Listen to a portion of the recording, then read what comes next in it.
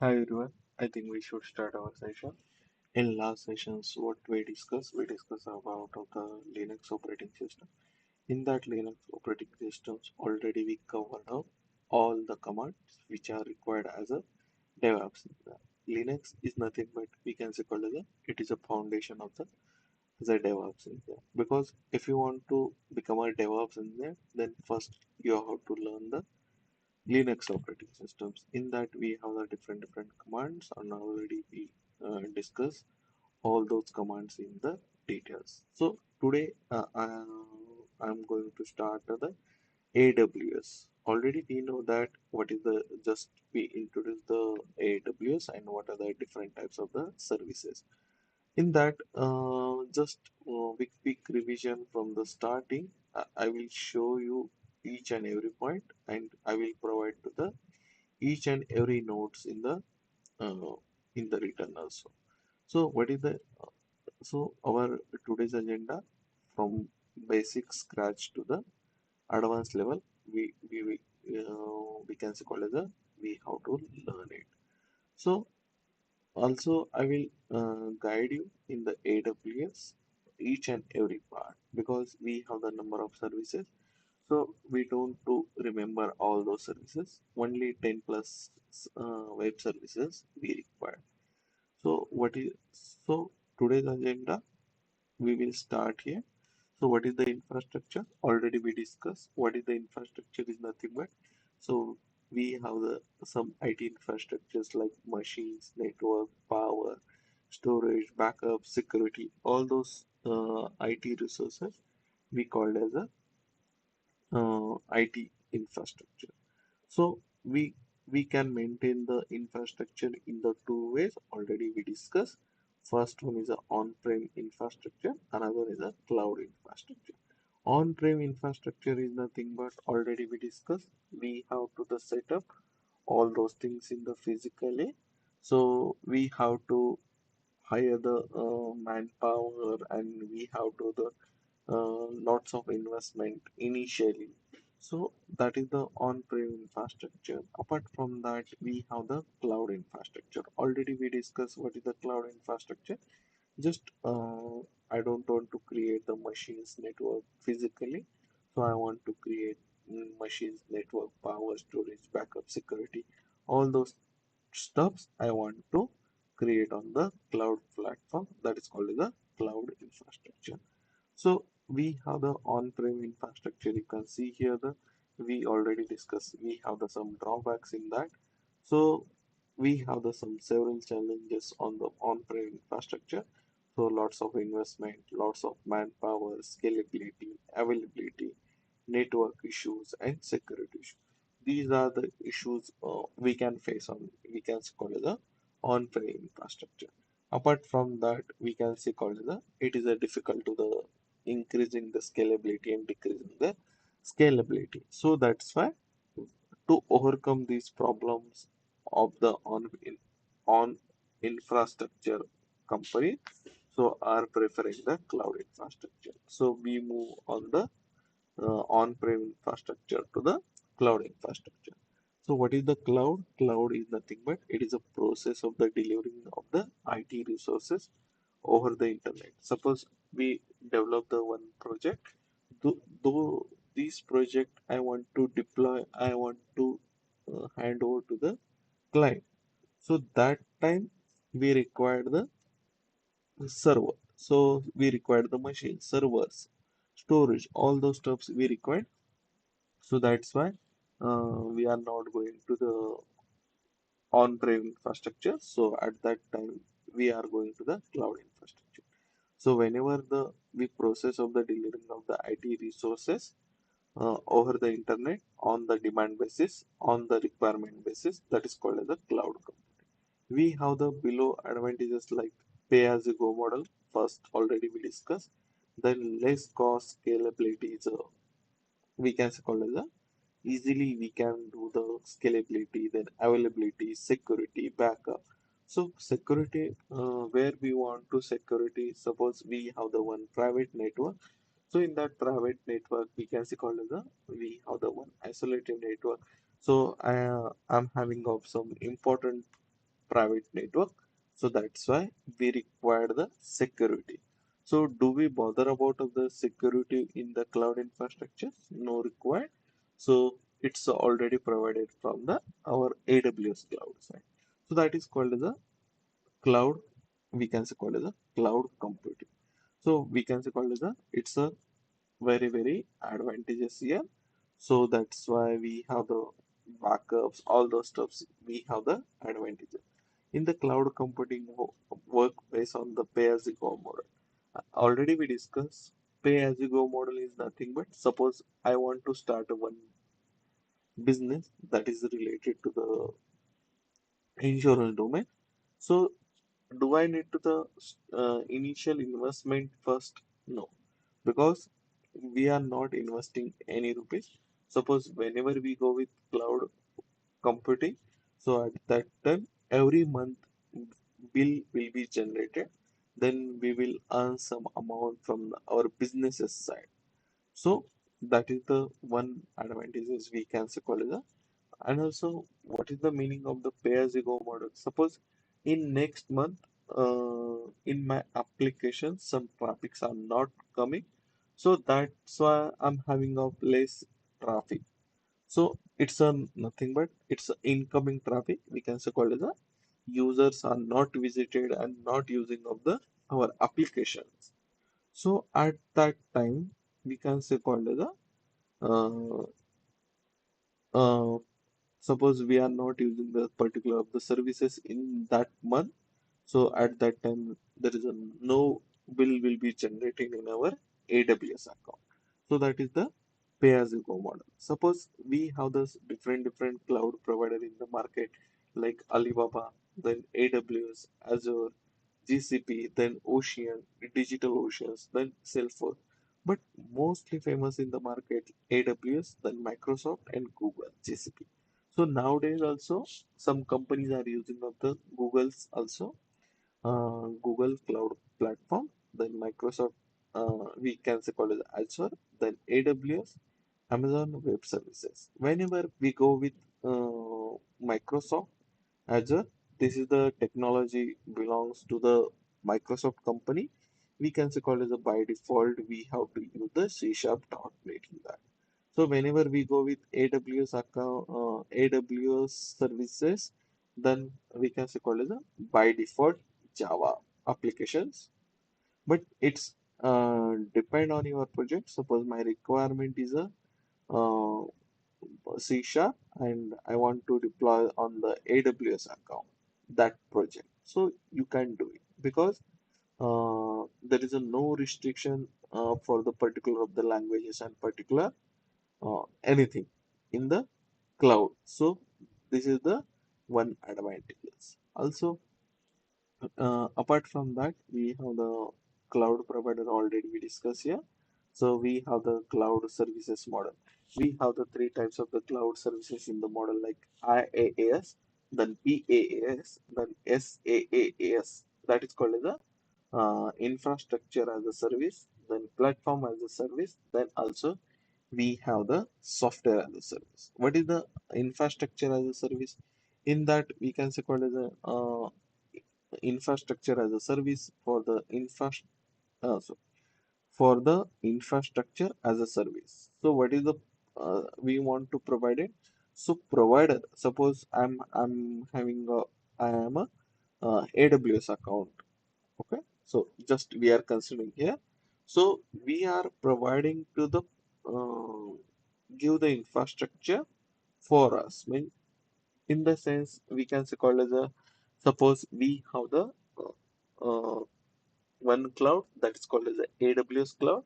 In that AWS cloud, the AWS cloud already providing to the platform as a service, sorry, infrastructure as a service. So just our customer need to the prepare the platform to run our application. So do I need to the bother about of the machine storage? Then we can call as a network. No, because we are taking the some infrastructure from our AWS cloud side. So that is called as a infrastructure as a service. Then we can say called as a EC2, VPC. these also we can say called as a infrastructure as a service. Already we discussed about of the EC2. EC2 is nothing but elastic computing. Already we know that. Then virtual private cloud we can say called as a, it's a virtual private cloud.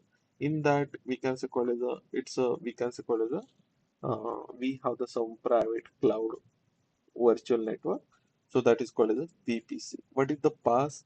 PaaS is nothing but it's a platform as a service. So provider will who is the provider right now? AWS is a provider.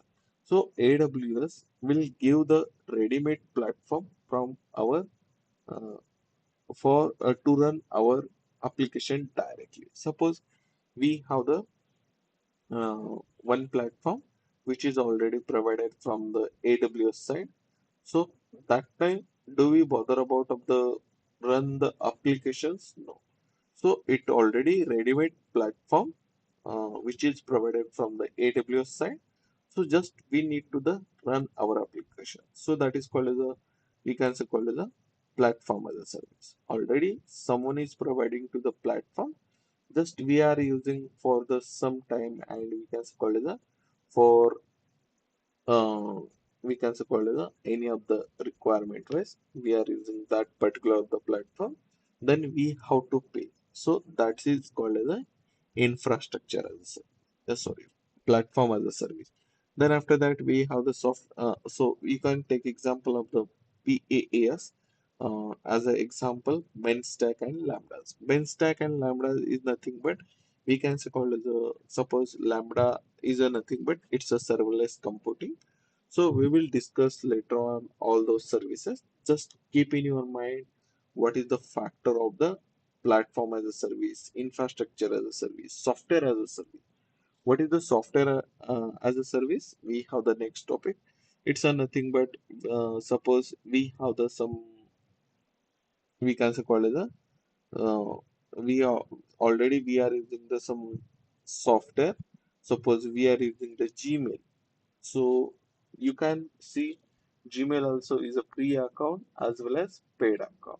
Suppose you can take example Zoom meeting, then we can say call as a Google Meet. In that Google Meet Zoom meeting, so do we need to the pay something to the Zoom or we can say call as a Microsoft Team, any kind of the application we are using right now. So in that we are taking up the some services from that company. So we have to pay some amount because we are using the some services. You can take the example of the Microsoft Team as well as Zoom. So that is called as a software as a service.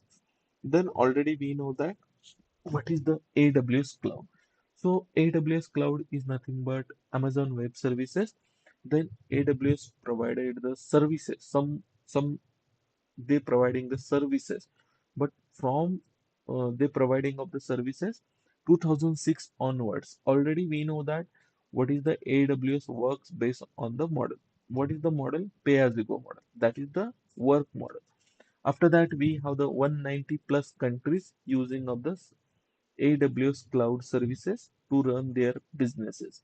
AWS having of the global infrastructure, so 36 regions, then 112 availability of the zone. So already we know that where is the regions and availability zones. You can see here, we can see called as a 1 minute. Okay. So you can see here, let me close this one.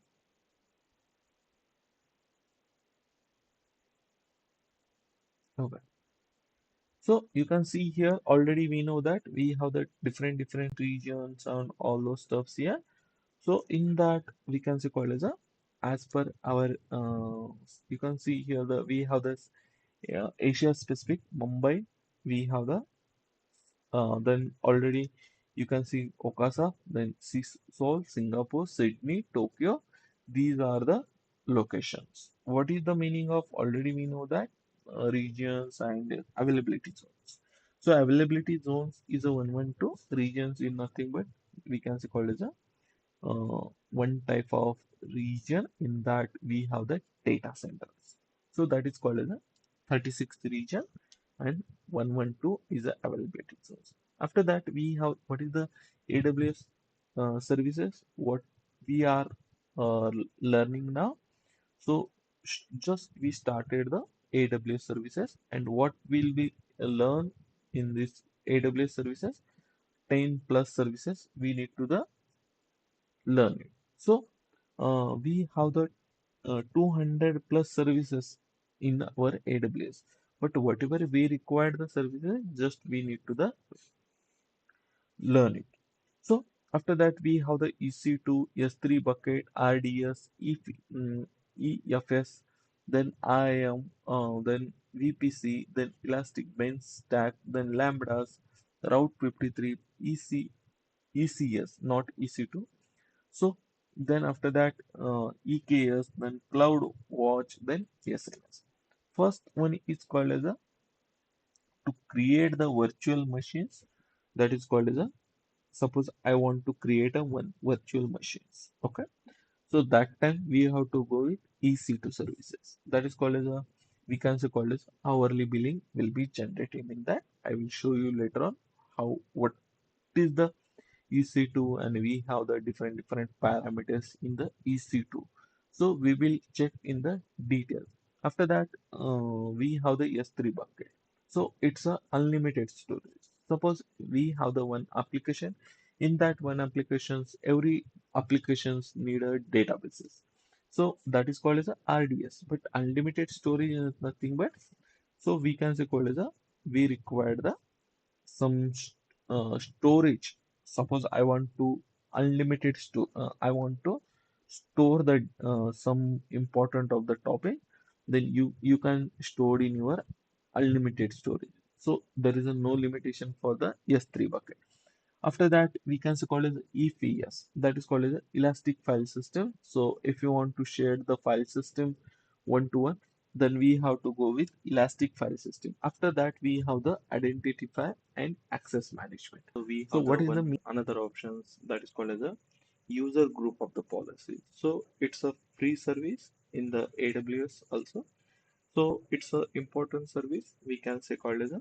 So suppose we are having a two accounts in AWS. One is a root account and one is a user base account. Already we discussed in our Linux machine system how to create the user base accounts in our Linux. Already we know that Linux machine is a we can say called as a Linux is operating system is a multiple user based operating system. Same thing we have the identity and access management. In that identity and access management, we have the two accounts. One is account root account, another one is a we can set the account by using of some identity and access management of the rules that is called as a IAM. So root account is nothing but this root account we can say called as a this is the powerful account. So this account we can say called as a, there is a no restriction for the all services.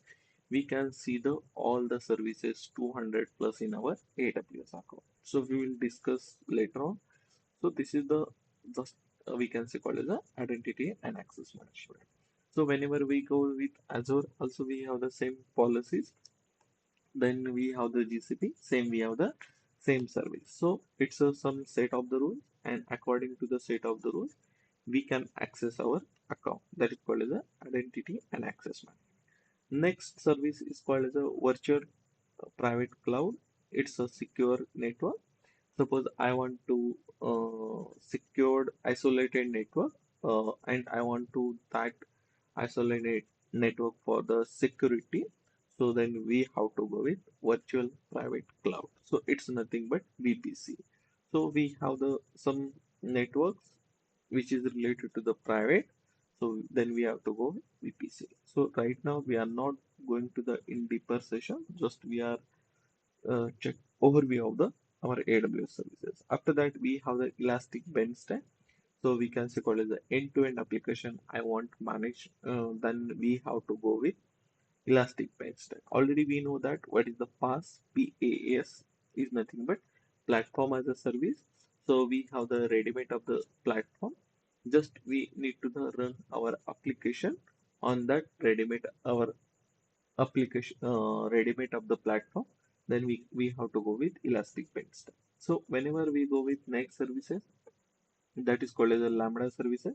So it's a serverless computing. In that serverless computing, we can say called as a we can say called as a I want to serverless uh, run my application, all those stuffs. Then we have to go with Lambda. I'm not going to the deeper in the first session. Suppose in my suppose I started my business.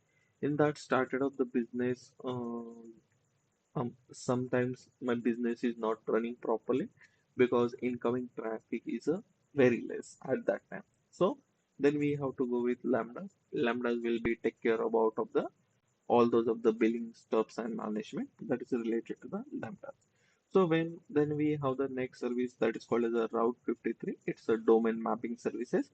Then we have the elastic containerization service. It's Route 53 is nothing but suppose I want to buy the domain, I want to mapping the domain, then we have to go with Route 53 services. Then we have the elastic container service. Then it's nothing but suppose we have the elastic container service. Suppose I want to containerization in that, then we have to go with elastic container service. Then EKS also is the service. It is a very important service, Elastic Kubernetes services. So all the applications will be deployed on our Kubernetes services. Kubernetes already we know that it's a orchestration platform.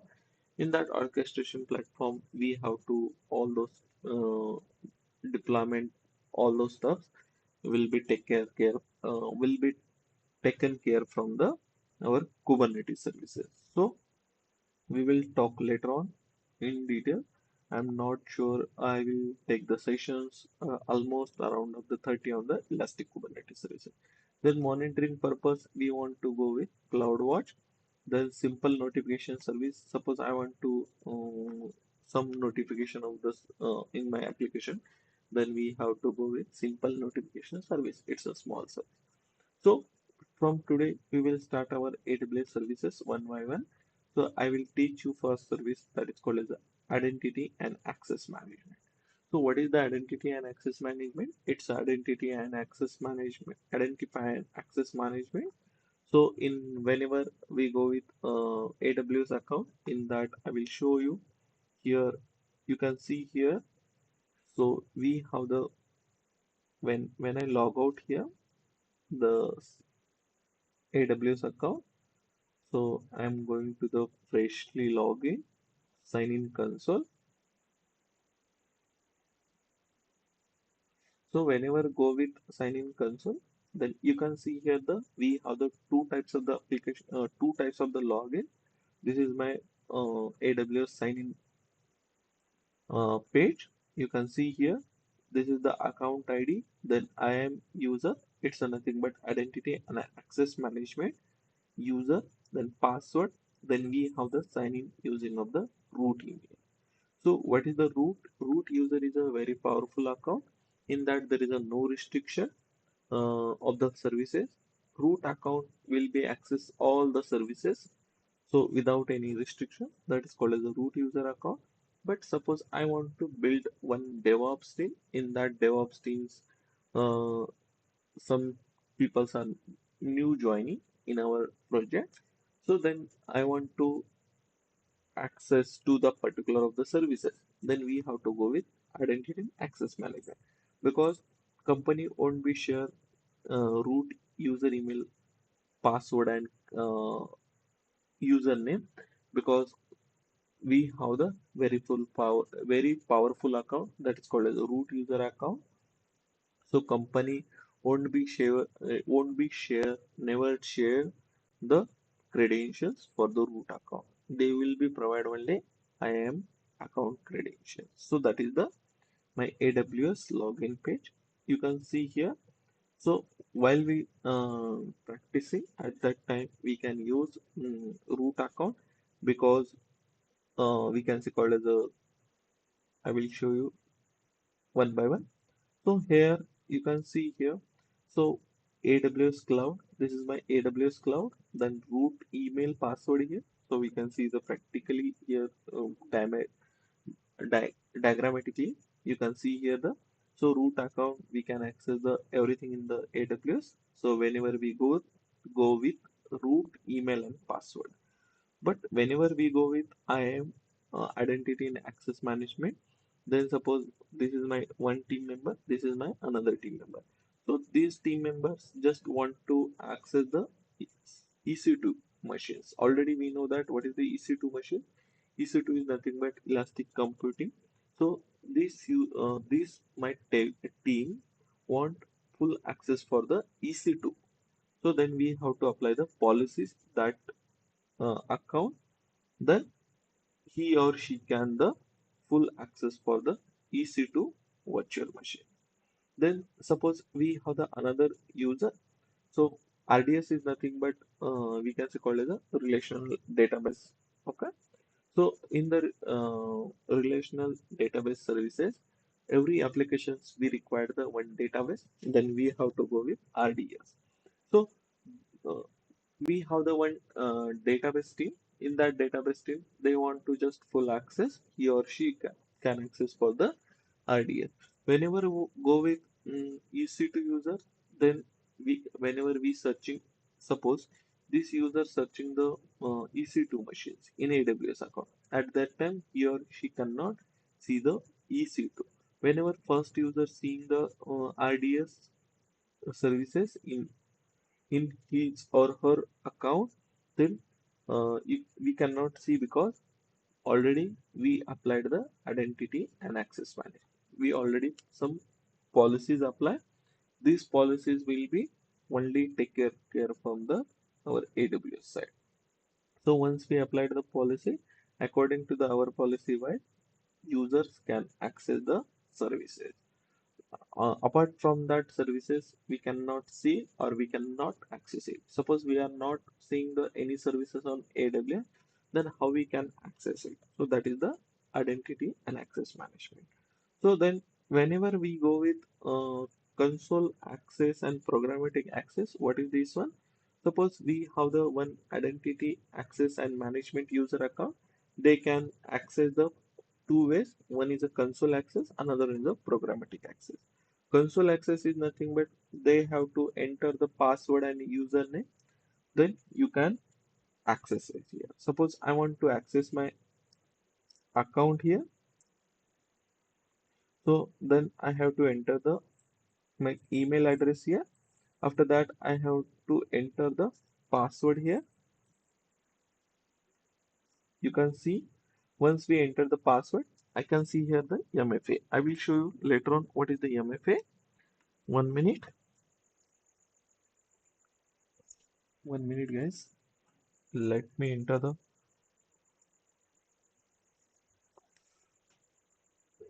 1 minute. I will enter the password. Let me log in my MFA.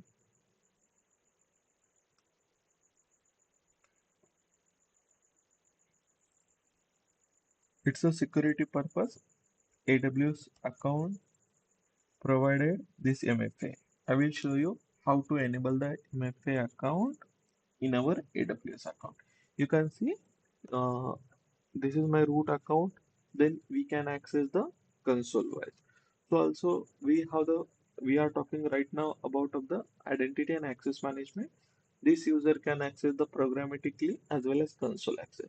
So when we have to access the programmatic, suppose I want to create a one EC2 machine, then we cannot go with our console application and just we cannot create a EC2 machine on AWS account manually, because this is not good practice as a DevOps engineer. So we have to go with Terraform and then we have to write it the some code for the creating of the EC2 machine.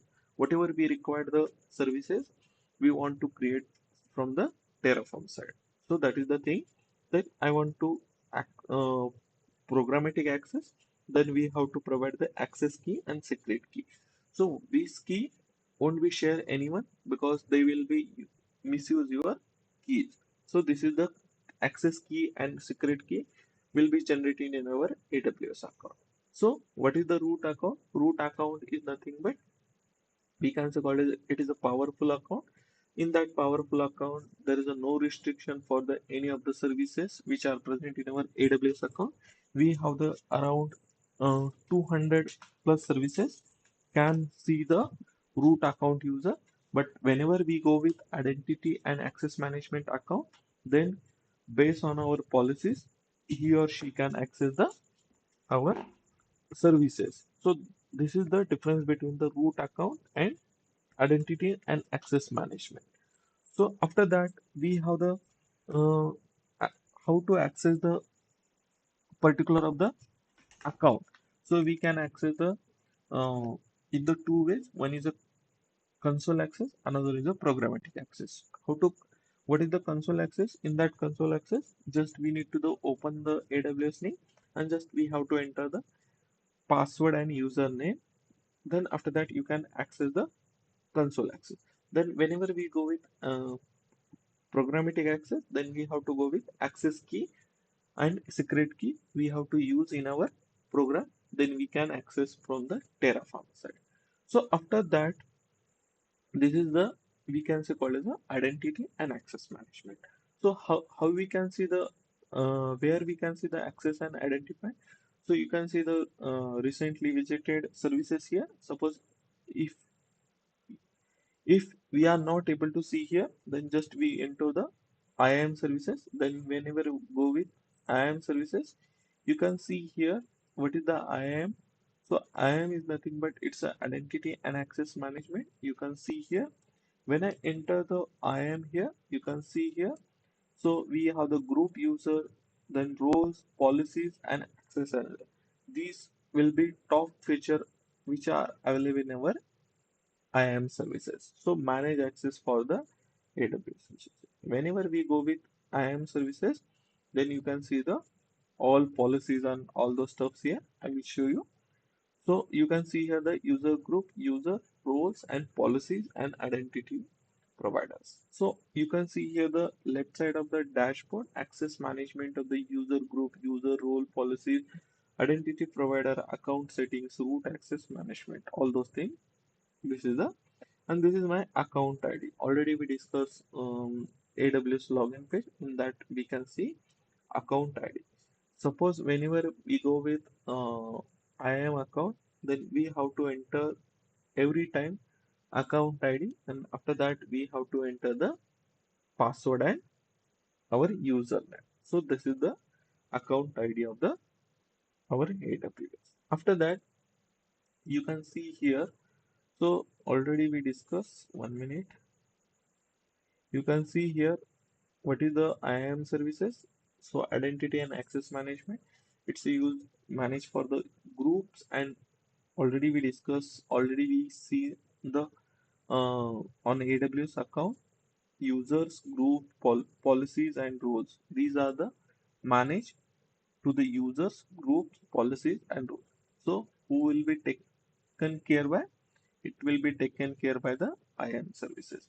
So IAM is a free services. Then in AWS cloud platform we have the two types of the account. One is a root account, another is a IAM account. So whenever sign in AWS account by default, it will be considered the root account. But root account is a very powerful account. There is a no restriction for the services. If we log in the root user credential, then we can access the everything in the AWS. Already we discussed. You can see here the note we have the we should not use the root account day-to-day activities because it's a powerful account. Suppose in my project, in my project, I want particular of the services. Just we have to raise the concern to our team, to our senior, our manager. Then they will give the access for the services. So we should not be use the root account day-to-day activity. Then we should not share the account credential with anyone because suppose we share the account credential to anyone, they will definitely we cannot say like that. So but they will be use of the misuse your AWS account. So that's why won't be share to anyone passwords and credentials. After that, company will won't be provide the root account credential for the team member. because it's a secret account, we can say. So we can say called as it's a root account. So after that we have the recommended for the MFA for the root account, because right now whenever I'm logging the application, you can see the already we discussed while we log in the root account, we can see the MFA. MFA is nothing but multi-factor authenticator. So for the security purpose, we have to provide the MFA. So every we can see called as a we have the Google Authenticator, different authenticator. Just you have to scan it. We have the different options like key, pass, and then we have the thumb. Everything will be in security provided from the AWS side. After that, you can see whenever go with authenticator, every 30 seconds a password will be generated. Then we have to enter the at least one password while we log in the your AWS account. So that is the MFA. So multi-factor authenticator for the security purpose, it's provided from the AWS side. So whenever we go with our Gmail account, also we have the MFA. So that is the similar. So after that, you can see the additional security for the then Google Authenticator after enabling the log out and log in the root account. Check the behavior. I will show you. Then after that, IAM account. IAM account is nothing but it's a identity and access management for my team member. Two IAM account will be created for the limited access daily activities in the AWS. Suppose we have the two types of the accesses here: console access, programmatic access. So what is the purpose? So daily activities in the AWS account, we should IAM account only because uh, one of my developer team members wants to the access for the AWS services. So based on the his or her requirement, we have to create the one IAM account. So and we have to apply the policies to that user. Then he or she can access to that services. Apart from that, do we bother about of the he or she can accessing or not? No. At that time, we cannot see the any service in our AWS. So that is called as a IAM account. So after that, create an IAM account, then attach the policies, IDS full access, S3 full access, all those stuffs we have to attach it. Then log in the IAM account, check EC2 services cannot access because the no permissions. It's depend on your IAM account. Here just I have taken the examples and just we are taking here one by one what we learned here. So already we discuss here the IAM user services. Suppose if you want to create the multiple for the multiple users want to some permissions for the particular the services, then we can create the IAM group and we have to add the users in that group and we have to attach the policy to that group. Whatever we created, then we can say called as a IAM user group. So whenever we want to provide the some permission for the multiple user, then we can create the IAM user group. Then we can add the user to that group. Then we can attach the policies to the group. So create a group first, then attach the policy to the group and add to the group. Whenever we have the requirement, then we can add the users. But before going to the add the user in the group, we have to attach the policies. It's a better after added the user in our group, then also we can uh, attach the policy to the group. So that is the related to the user group. After that we can see called as a IAM role is nothing but set of the permissions. So we can say called as a it's a best practices for the IAM role, because whenever we go with uh, root account, that time we can practices here, but whenever we go any of the company, they won't be provided to the root account credentials. So suppose we have the database in suppose we have the production database that production databases no one can access, because suppose someone is leaving to that particular the company, they will be deleted the data. Who will be responsible for that one? So that's why company won't be never the provided, we can say called as a never provided to the credential for the any of the kind of the permissions, we can say called as a, suppose we are giving to the permission to that particular of the user, and suppose they deleted some data and each and everything, and who will be responsible for that one. And also suppose we are not taking the responsibility, but it's definitely escalate from the our client side to the higher authority management, then definitely higher authority management uh, will be take the action on that particular the person. So that is the thing. So we can say called as a, it's a set of the permissions, and according to the set of the permissions we have to work on the IAM account. So you can see here the, so suppose you can take example the, suppose I want to one uh, Elastic Kubernetes services, then we have to apply the policies to that user, because he or she can deploy the our application to the production environment. So we have to uh, full access to the EKS, and we have to apply the policy. So after that you can see the attach the IAM role here to the EC2VM.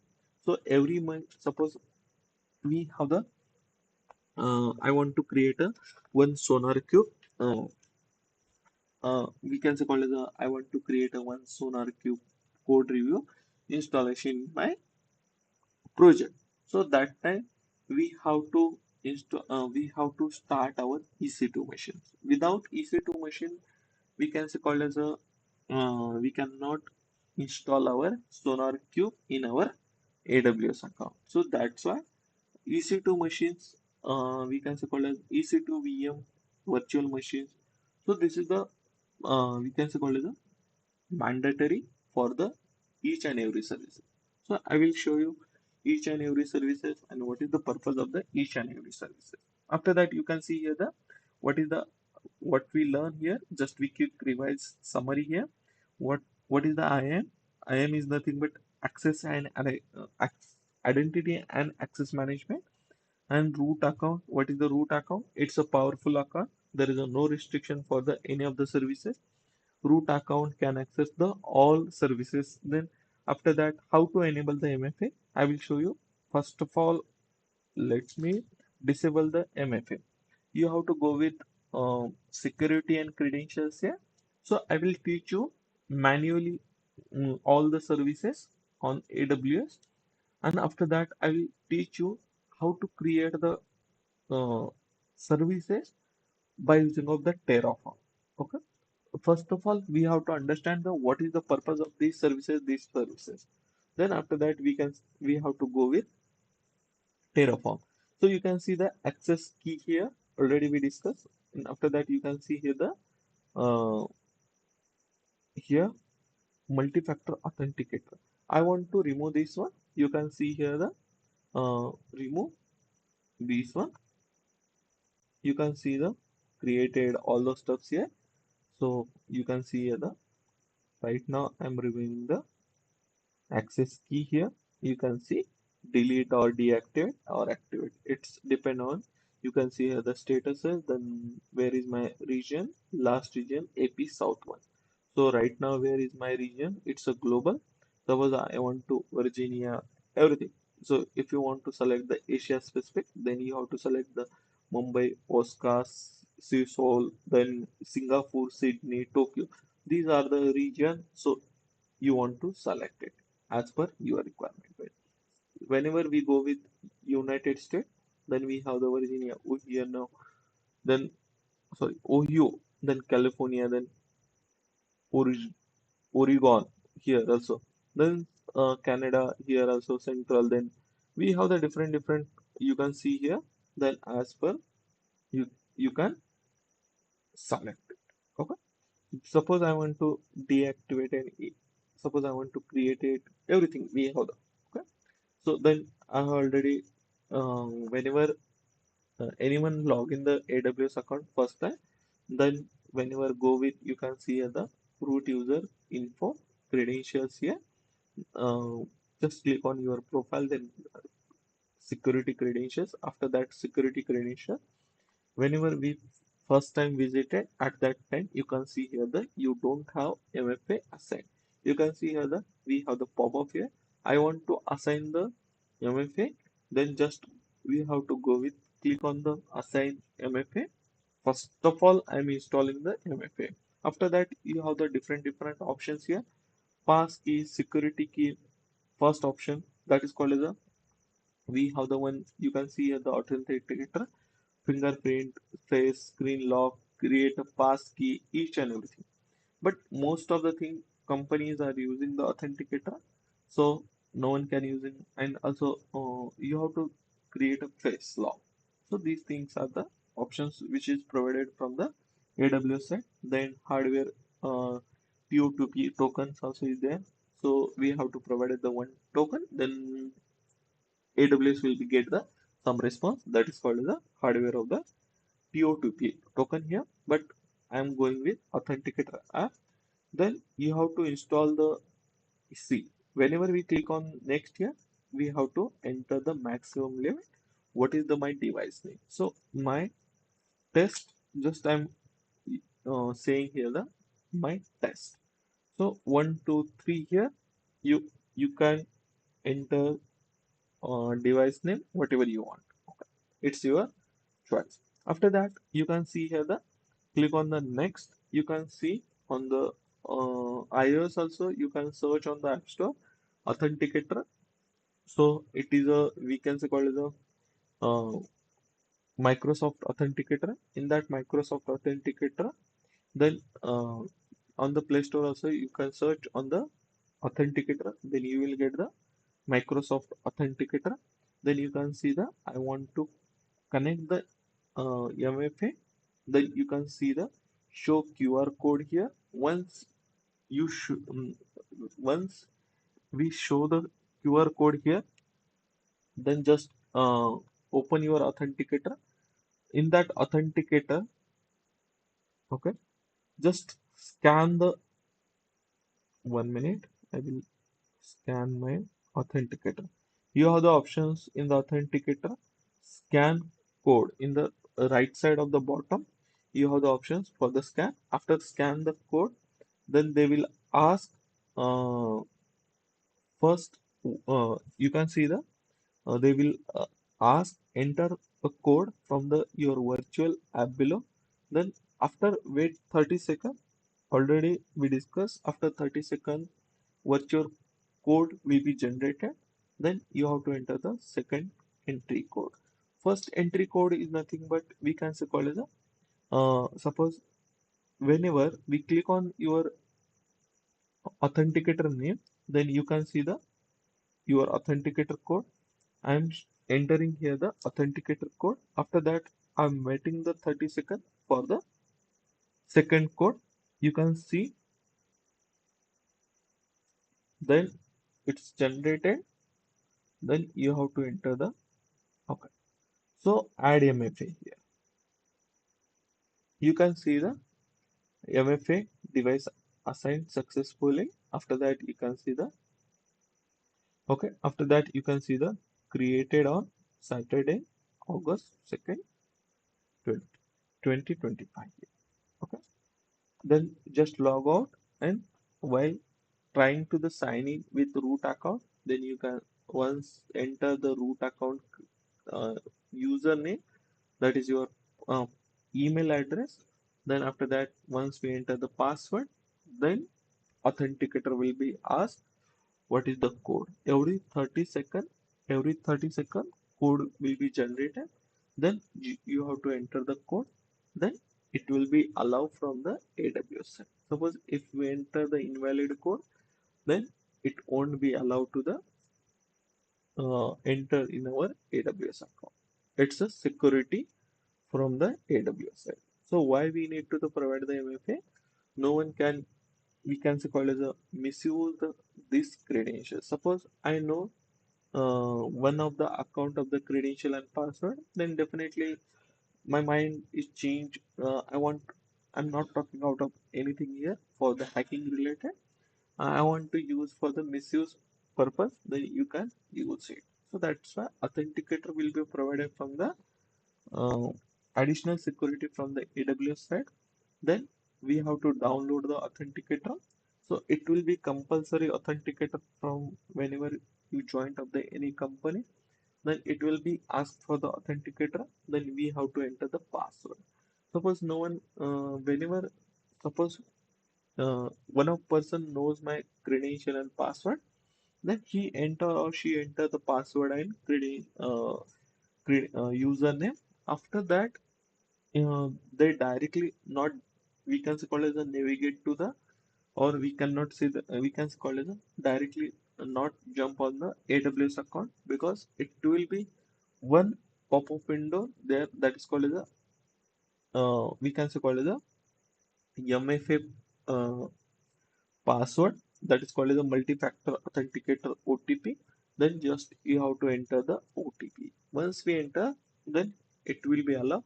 If it is not enter, it won't be allowed to enter our AWS account. So that is for the, we can say called as a root account of the addition of the security multi-factor authenticator.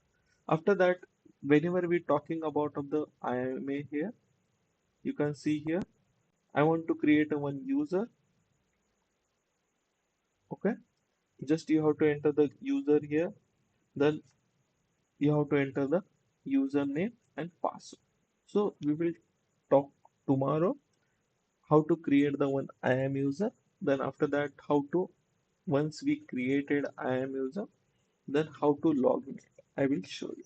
Okay, so what we discussed here, enabling the MFA. Then what is the, how to enable the MFA we discussed. What is the IAM account? Already we discussed. What is the console access and programmatic access? Already we discussed. Tomorrow we will start our user creation. After that, user groups and policies permission and working with custom policies. I will show you tomorrow. Okay. I think we should stop here. That's it for today. Thank you guys.